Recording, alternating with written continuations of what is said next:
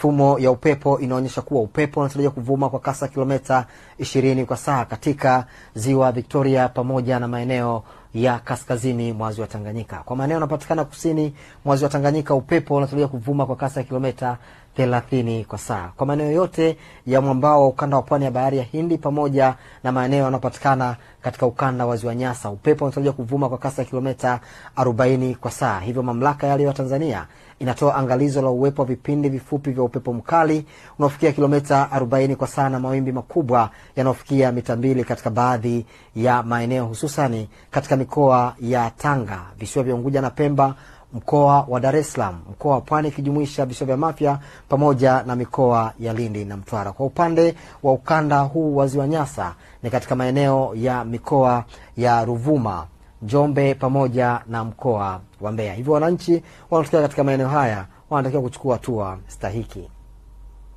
Mifumo ya anga inaonyesha bado kuna uwepo wa viashiria vya mvua katika maeneo mbalimbali hapa nchini, hususani katika maeneo yanayozunguka ukanda wa ziwa Victoria, ambapo mamlaka ya hali ya hewa Tanzania inatoa angalizo la uwepo wa vipindi vifupi vya mvua kubwa katika maeneo machache ya mikoa ya Kagera, Geita, Mwanza, Shinyanga, mkoa wa Mara pamoja na mkoa wa Simiyu. Hivyo wananchi wanatokea katika maeneo ya ukanda huu wa ziwa Victoria wanatakiwa kuchukua hatua stahiki.